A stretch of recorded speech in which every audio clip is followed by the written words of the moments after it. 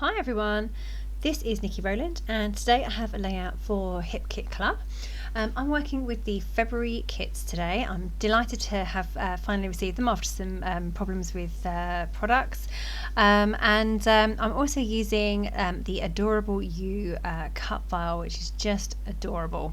This is my first layout with the February kits, and my assignment today is Mixed Media Monday. So I am backing this large cut file with mixed media that I am using the colour kit, the February colour kit. So I'm using all the products in there to create my mixed media to backfill my cut file. I've taken a sheet of Marshamallow card and I'm just going nuts, basically, just applying lots of mixed media to this sheet, when I first started I wasn't quite sure what I was going to do. So was I going to do separate areas and and cut every letter out, or was I going to create a whole sheet? So it turned out that I created a whole sheet, so I would call this a mixed media sheet, where I basically cover the entire thing almost in colour using mixed media products. And then you can I've made these before. I've made like a whole sheet. Right, you can see right now that I have 4 very separate areas, but I'm going to blend those all together to create one large pattern. That's how this started, was the 4 separate colours, and then I moved on to creating a whole piece. So I have made mixed media sheets before, what I would call mixed media sheets, where you cover a whole piece of card in mixed media and then you can cut it up and use it for things. So it could be to backfill the cut file like I'm doing today, or it could be to chop up into small pieces and rearrange. It could be to use as layers underneath your photos and things like that. So lots of different uses for such a amazing amount of colour. So I only have 3 colours in the colour kit. So we have got a Razzeldazzel Berry Vibes spray, which is like a pink spray, pinky purpley colour, and then we have Tickle Me Turquoise shimmers, and then we have Dandelion creamies. So basically we have yellow, blue and pink or red. So with all of those, basically I can make other colours. So I started off with the 3 main colours just as they were out of the bottle, and then I mixed the yellow and the blue together to create the green, what you can see there. Then I've got the yellow and the pink together to make orange, and I've got the pink and the blue together to make purple. So you can see that I really have got lots and lots of different colours going on this page, even though I only started off with 3 colours in the colour kit. So don't be afraid to mix your colours together and create new colours. It's quite good fun.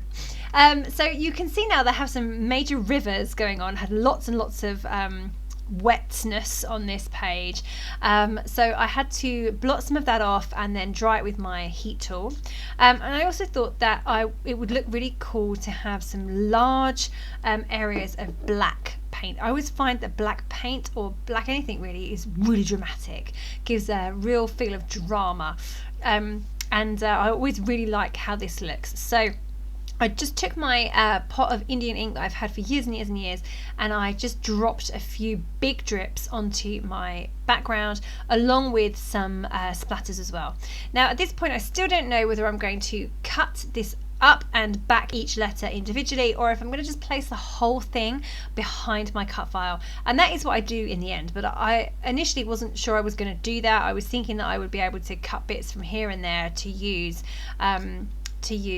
behind each letter individually, and you can see that I've got a slight issue with my hearts are not really coloured in. They don't have much on them, so I have to deal with that later on. Right now I feel like I'd quite like to use my stencil that's come in the colour kit. So that fabulous gorgeous rainbow, so lovely. It's from the Bunnies and Blooms collection by Simple, and it's super duper cute, so I thought that I would put that in. So I actually placed my cut file over the top of my mixed media sheet and marked out where the A and the B were, and then I've used the cut file sorry, not the cut file, the stencil. And I've used one of the Nouveau embellishment mousses that we had in a previous kit. So this is like the turquoise one. When I first took it out of the pot, it was quite crumbly, and it was much easier to push through the stencil, because also I was quite specific about what part of the stencil I wanted it to go through. Once I had put it onto a craft sheet and then worked it a bit, so almost like you kneading a piece of bread or something like that. I really had to just work it a few times with the spatula, and then it was much easier to push through the stencil. So I'm still so I've just done that again there because I needed a bit more, and I wanted the flowers from the stencil rather than the rainbow effect, so I have done that 3 times with the rainbow arches going below themselves, if that makes sense. So I have, and I tried to go above, but that didn't work. So now I have got quite a few pretty flowers in the A and the B. So that was just another like slightly different texture that I've got going on there. So I'm finished with the Nouveau embellishment mousse. I'm not going to use that for anything else. I'm just cleaning up my craft sheet and my stencil, which is why there's nothing going on the screen right now. And I'm going to have to leave that to dry for a bit. I'm not sure about the embellishment mousse and how well it would dry with a heat tool. I guess it probably would, but I've never really done that before, so I'm not quite sure. It's a very strange type of texture, isn't it? So I'll just put that to one side for the moment, and now I'm going to work on my cut file a little bit. So I cut my 2 photos, so they're 2 different photos but of the same thing, and I've cut those with my silhouette. So this is hard. This is a hard thing to do really, because I would normally print my photos on photo paper, but my main printer that I would use in my silhouette does not take glossy paper because it's a laser printer. So I've had to print them on just regular cardstock. I do have photo paper for my printer, but it's basically just regular cardstock. So I've printed it on that, but they come out quite dark, and even though I really lightened the images before I printed them to counteract that, they still look pretty dark. So it's a shame that I'm unable to print with my photo printer and then print and cut on my silhouette. But that's what I did, was I resized and printed with the O shape over the top of my photos, so that I could then print and cut, and I'd have my photos exactly the right size. It's amazing. The silhouette software is really cool. I love being able to do that. But my only bugbear with it is the fact that I have to use normal paper in my printer rather than my glossy photo paper that I use for my Canon selfie. But there you go, one of those things. One day I will sort my printing situation out. Okay, so I was a bit worried that my hearts weren't filled, like I mentioned earlier. So what I did was, once I'd covered my photo areas and my O's, I then decided to cut out one of the O's from the mixed media sheet that I wouldn't be using, and then I used that O to backfill the 2 hearts. So I managed to get both hearts out of the one piece, so that was cool. Okay, so now I thought I would add a bit more to my mixed media behind my cut file by using those really super fabulous clear stickers that were in the February kit. So they're so awesome. They look like bits of paint basically, which is pretty cool. I just grabbed a few of those and stuck them over the areas where the it would show through the letters, so really good. It gave me an extra bit of splash of yellow on the top A, and then I had good bright red splatters on the E. You probably can't see it that well on the video, but in real life they look pretty cool. So I'm really happy with how they turned out. It was just nice to be able to add kind of like an overlay, I suppose, on top of the mixed media that I'd already done. Okay, so what I'm doing now is I'm going to stick my cut file to my background, which I am going to keep whole apart from that O that I cut out earlier. So what I'm doing right now is putting foam pads everywhere, and the reason for that is because I want there to be a gap between the mixed media sheet and the cut file, so that I have some nice shadows and you can see the dimension. That's it's a bit of a labor of love because I'm using tiny tiny foam pads, so they have to go in between all the letters. Really, they should go all the way around each letter, but I'm not going to do that many, so that's fine. I'm just going to then stick that on to there. Okay, so I have lots of foam pads, and I've also realised that my edges were not stuck, so I had to stick those quickly with tape. Okay, so now I have sewn around the outside of the paper. So this is a pattern paper I'm using. You probably can't see that well on the video, but it is a pattern paper. It's a white on white pattern paper. It's really nice, and just a bit different from a plain white piece of cardstock, so that was really good to use. That's what I cut the cut file from. I just did black stitching all the way around the outside twice, just on my sewing machine, using a straight stitch. I also very, very carefully stitched around the outsides of my two photos. So going around in a circle on a sewing machine is not my strong point. I envy the people who are able to do this accurately, but I am not. So I had to go extremely slowly, and I did manage to provide myself with a little stitched border going all the way around each circle photo without too many mistakes. And the ones I did make I covered up, so it's all good, all good. So now I'm at the point where I need to embellish my layout. So now I don't want to cover up too much of the cut file because I want to show the mixed media through the cut file. But I do want to add some embellishments to this.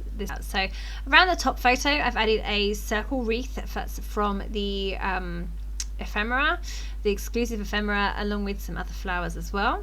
And then I've got another cluster by the A on the second line, so that's just again flowers and bits and pieces there. And then down by the bottom photo, I've got another cluster, and that consists of a bird and some more flowers. I've also added a number of label stickers in. Well, they're not stickers, they're pieces of ephemera, but I've raised them on foam pads. So I've got "You are loved," "Always be kind," "Be who you are," "Important reminder," "Such great fun." So lots of little lovely sayings there, and I've got those kind of in a vertical line from the top of the layout to the bottom. I'm now adding some of these fabulous chipboard flair from Pink Fresh Studio. So I've just added that one inside the Y which says good morning, one at the top there that says start here, or actually it's not in now, I've moved away from adding it, but there it goes. I'm going to add another one as well. I've moved off of those for a moment. I'm going to come back to them, but I've gone to the brads now, the Simple Stories brads, and I'm adding a few of those in. So I've got yes at the top there.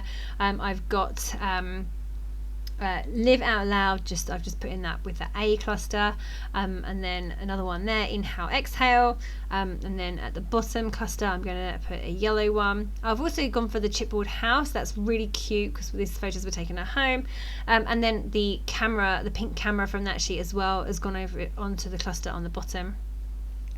Carrying on adding a few bits and pieces. So I've got some arrows now from the Simple Stories puffy stickers, and I kind of wanted the arrows to go from top to bottom in a kind of flowchart method, so they go down, then to the right, then down again, so that was fun to do. I've also added in a couple of ephemera hearts from the ephemera at the top there in the D that say so cute and awesome, and then I'm just now putting in that next chipboard flair that I mentioned. I love the fact that you can tuck things into the letters because of the way I've raised them on foam pads. It means that you get that like this aperture underneath, so I can slot things in and tuck things under, so that worked really well. So I slotted that little arrow flare in there. Just a few more labels now. So this clear sticker sheet with some words and phrases on. I've got lovely and remember, and then at the bottom there you have my heart, which is really cute as well. Now I'm just going to write in a few lines of journaling using a grey pen, and then I will pretty much be done. So I do want to add some splatters of black Indian ink again, because I've got them on my mixed media, but I don't have any splatters on the pattern paper that's the front sheet. So I want to add a few of those. So that's the date I'm just writing in up there. So here I come with those splatters of Indian ink. Quite a brave move because I've completed the layouts. If it goes wrong, I'm stuffed. But thankfully it all looks okay. I do have to blot them because they seep into the paper a little bit. But there we go, all done, finished layout. I love how this one turned out. I was a bit worried about this one, but when I got going, I loved it. So thank you so much for joining me today. I hope you've enjoyed it. Don't forget that if you are a Hip Kit Club subscriber, you get the main kit at a reduced price, 15% discount off all add-on kits, and access to exclusive subscriber cut files like the one I used today. Thank you so much for joining me. That was Niki Rowland for Hip Kit Club.